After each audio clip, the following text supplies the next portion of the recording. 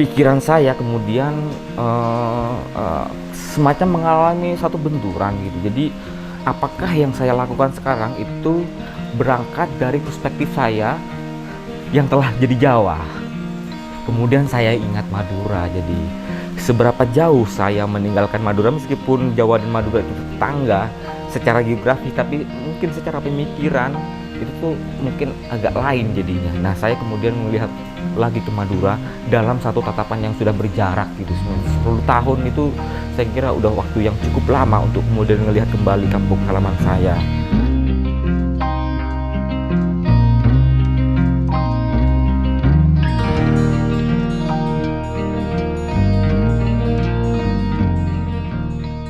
Madura, sastra dan pesantren, terutama Madura dan pesantren, saya pikir itu merupakan salah satu ekosistem yang saling terhubung gitu ya. Jadi Madura sebagai satu ekosistem sosial, juga pesantren itu nggak cuman lembaga pendidikan di mana para pelajar, santri belajar ilmu agama, tetapi juga lebih jauh dari itu, pesantren sebagai komunitas sosial. Nah, di situ nanti kita bisa ngelihat bagaimana pesantren ini tidak hanya cuma punya pengaruh, tetapi juga bagaimana nilai yang beroperasi di Madura itu tuh juga berasal dari pengajaran-pengajaran yang ada di pesantren. Nah, terkait dengan misalnya saya pribadi sebagai salah satu santri di Madura, di Pamekasan. Nah, yang perlu juga dilihat adalah bahwa pesantren itu tidak tunggal, dia tidak satu macamnya gitu. Jadi bisa saja antar pesantren itu punya pengajaran yang berbeda, punya kalau bahasa sastranya punya genre. Ada yang misalnya pesantren modern, pesantren salaf dan segala macam. Nah, sementara tempat saya belajar di pesantren ketika setelah lulus dari madrasah sanawiyah ya, atau sekolah menengah pertama SMP, itu berada di antara pesantren salaf dan modern gitu. Jadi dia tidak sepenuhnya modern, tapi dia tidak sepenuhnya salaf gitu. Jadi dia berada di antara. Artinya di tempat pesantren saya itu kayak nilai modern dan nilai salafi yang misalnya bersumber dari kitab-kitab dari Timur Tengah misalnya, itu tuh diajarkan di tempat saya.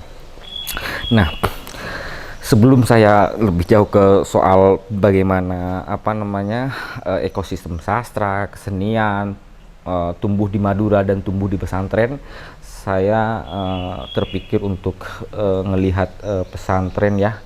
Ini nih sesungguhnya orang-orang seperti saya di kampung, misalnya orang-orang di desa dan pemuda desa dengan tingkat ekonomi yang menengah ke bawah gitu, bukan orang kaya atau lebih dekat memang ke orang miskin ya. Jadi salah satu akses yang barangkali susah bagi orang-orang seperti kami itu adalah salah satunya pendidikan. Kalau ditelusuri lebih jauh, nggak cuma pendidikan tapi juga akses terhadap kesehatan dan segala macam lah. Nah, tapi ini fokusnya ke akses pendidikan. Nah, apabila tidak ada pesantren yang biayanya sangat terjangkau, saya pikir saya tidak bisa membayangkan hari ini saya menekuni banyak hal gitu, atau mempelajari banyak hal. Karena pesantren pula saya punya kemudian tidak hanya mempelajari sesuatu tentang agama, tetapi juga di luar itu sastra, kesenian dan segala macam, sehingga akses pendidikan atau kemungkinan saya mendapat pendidikan itu ya karena pesantren. Jadi bisa dihitung misalnya sekolah-sekolah yang dibuat oleh negara seperti sekolah-sekolah negeri dengan sekolah-sekolah yang dibikin oleh inisiatif lembaga pesantren gitu. Itu kalah jauh gitu. Dan sementara banyak anak-anak, banyak pemuda yang membutuhkan pendidikan. Dan saya kira disitulah salah satu kontribusi pesantren terhadap bagaimana anak-anak dan pemuda mendapatkan akses terhadap pendidikan yang baik.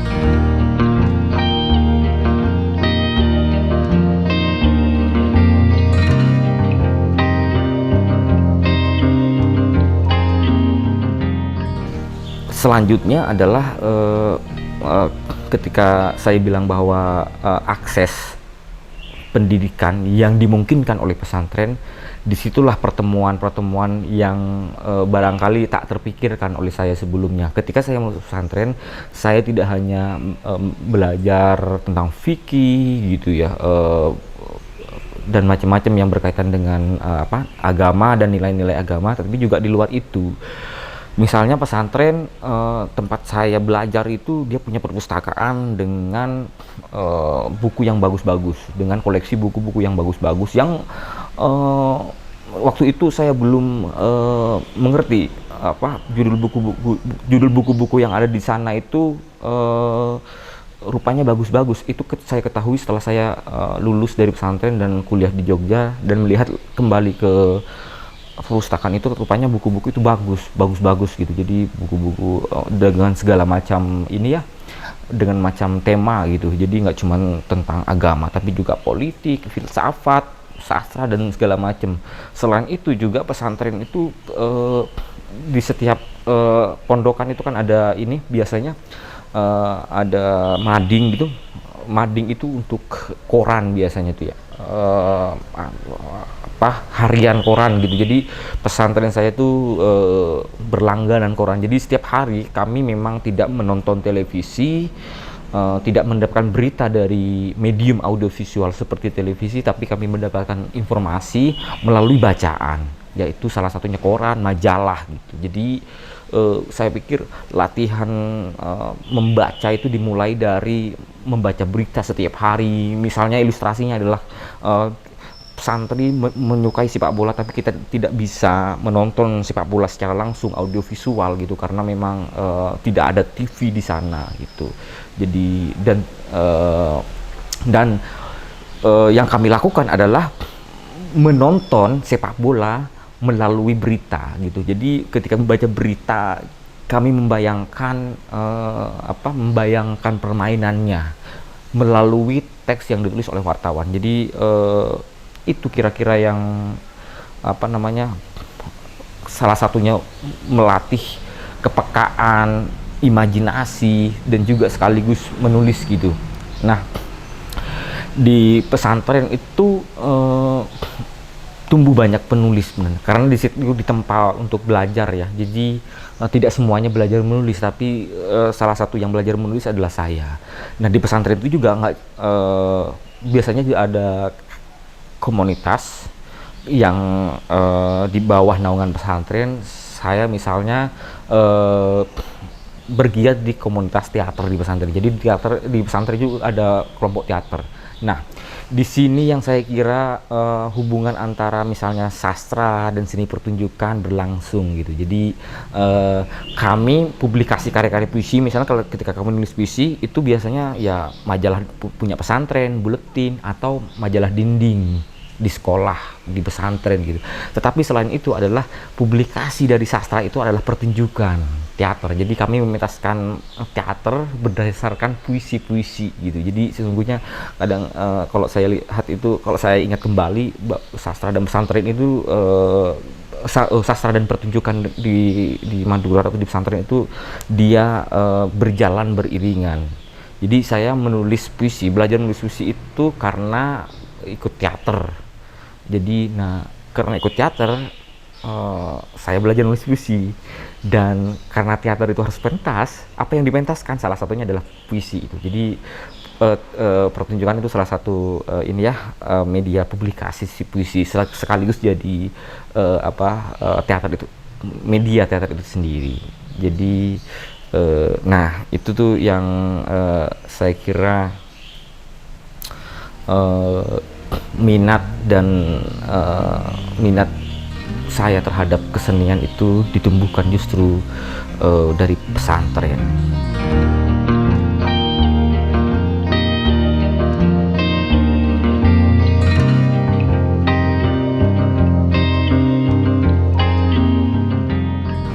Kemudian saya ke Jogja. Salah satu sebenarnya motivasi saya ke Jogja itu memang belajar menulis gitu. Jadi ketika saya membaca koran di pesantren itu, saya sering membaca tulisan-tulisan karya penulis yang tinggal di Jogja atau penulis Jogja.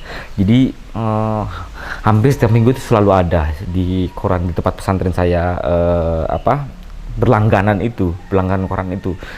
Jadi saya kemudian membayangkan ekosistem Jogja seperti apa gitu. Nah itu yang kemudian menggerakkan saya untuk memilih di Jogja, karena itu satu alasan tadi, tapi juga ada alasan-alasan lain. Alasan pertama adalah saya ingin belajar menulis di Jogja. Alasan kedua, jadi orang Madura itu biasanya kalau datang ke kota lain atau ke daerah lain, dia biasanya menghubungi seseorang yang ada di kota tersebut, entah itu saudaranya, temannya, atau siapapun yang juga orang Madura. Jadi bisa dibayangkan kalau kita melihat misalnya antar orang Madura cenderung dia terhubung, berkumpul gitu, atau di Jawa atau di tempat-tempat di luar Madura melihat orang Madura sering nelpon gitu di toko kelontong dan segala macam. Itu tuh salah satu ikatan sesama orang Madura gitu, persaudaraan dan segala macam. Sebagaimanapun juga yang saya lakukan sebelum saya ke Jogja, saya memastikan dulu informasi-informasi tentang kampus, biaya, terutama biaya karena saya nggak punya biaya dan segala macam itu. Nah, alasan ketiga, kemudian saya sekolah UIN karena di sana bukan cuman karena banyak orang Madura di UIN itu, tapi karena biayanya relatif sangat murah. Tidak ada biaya SKS, jadi saya cuma bayar waktu itu 2010 600.000. Itu sudah semua fasilitas termasuk buah mangga yang ada di sana. Jadi semua fasilitas bisa saya dapatkan dengan 600.000 selama satu semester. Jadi saya sudah banding-bandingkan dengan kampus lain gitu. Jadi yang penting bukan saya sekolah di UIN, tapi saya ada di Jogja. Selanjutnya saya bisa belajar kemanapun gitu ketika saya di Jogja. Nah, dan beberapa orang misalnya bertanya kenapa tidak masuk sastra atau masuk isi ke teater. Saya tidak memilih dua-duanya karena itu dua-duanya disiplin. Pertama disiplin sastra, dua yang isi misalnya langsung masuk ke disiplin kesenian gitu. Tidak, saya mau belajar pemikiran gitu. Sementara sastra, teater itu saya anggap sebagai praktik gitu. Yang artinya adalah keterampilan, kepengrajinan membuat puisi atau membuat pertunjukan. Saya lihat itu, makanya kemudian saya itu bisa pelajari sendiri gitu terhadap orang-orang, terhadap seniman, terhadap sastrawan lain. Sementara saya ingin melatih di dalam konteks bagaimana saya menulis, bagaimana saya punya pikiran yang terstruktur, yang tajam dan segala macam. Itu tuh saya kira harus disiplin. Makanya saya kemudian milih filsafat di UIN gitu. Nah di UIN saya cukup beruntung karena 2010 itu tuh semacam masuk fase transisi gitu. Jadi ketika saya masuk ke UIN tahun 2020 masih banyak komunitas sastra yang ada di sana. Jadi saya belajar kepada teman, belajar kepada kakak tingkat saya, menulis puisi, menulis macam-macam gitu, menulis esai. Jadi nah itu transisi kemudian bagaimana media sosial, warung kafe dan warung kopi yang bertumbuh di mana-mana itu kemudian menyedot banyak orang, dan kemudian kita bekerja sendiri-sendiri, komunitas nggak ada.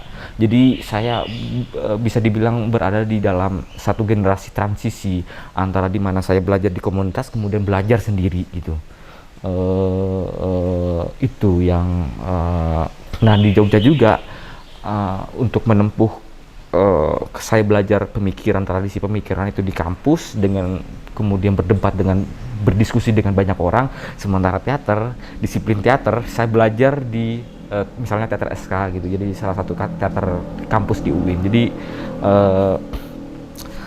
itu yang kemudian fase selanjutnya adalah membawa saya keluar kampus dengan bertemu dengan lebih banyak seniman, lebih banyak institusi seni, praktisi kebudayaan, para pemikir, penulis, dan segala macam yang kemudian membentuk saya sekarang gitu.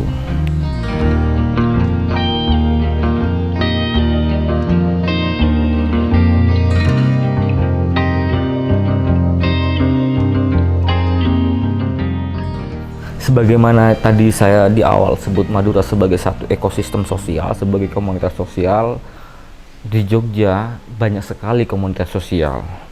Apabila di Madura misalnya kita petani sebagai komunitas sosial, pelajar sebagai komunitas sosial, pedagang sebagai komunitas sosial gitu.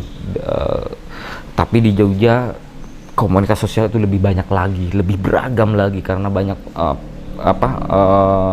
Jogja itu sebagai satu situs pertemuan lah antar banyak nilai, antar banyak orang-orang yang datang dari beragam tempat gitu. Jadi saya suka menyebut Jogja itu sebagai kota diaspora, di mana orang-orang pendatang itu datang tinggal dan kemudian bertemu di sini. Nah, di fase selanjutnya adalah akhirnya tidak sederhana saya belajar menulis sastra, kemudian bermain teater, tapi lebih dari itu juga karena salah satu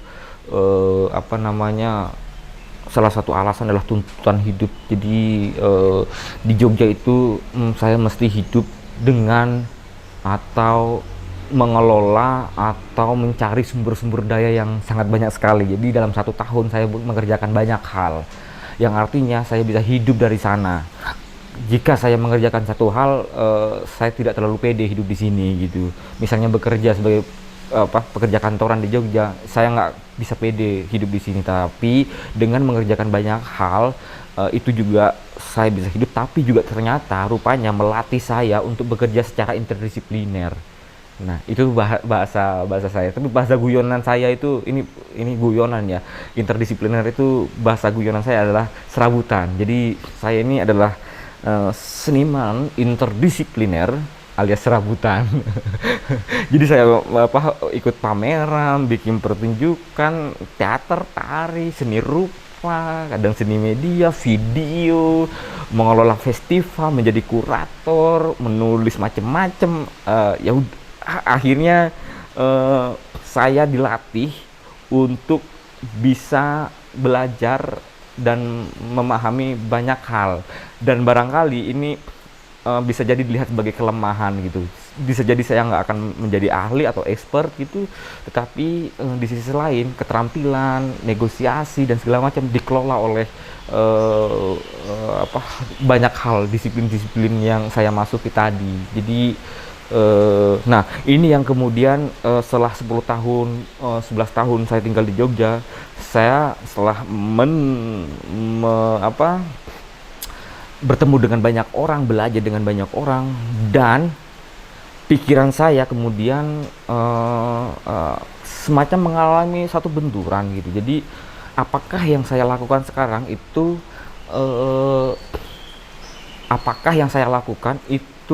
berangkat dari perspektif saya yang telah jadi Jawa.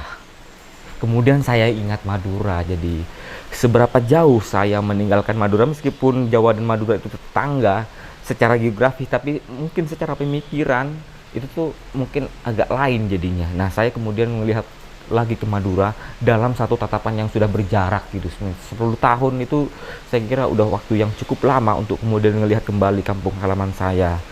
Dan ketika saya misalnya membuat inisiatif kesenian, setelah saya dari Jogja kemudian saya ingin terhubung dengan teman-teman di Madura, saya dan teman-teman di sana membuat satu inisiatif seni seperti festival, karya dan segala macam.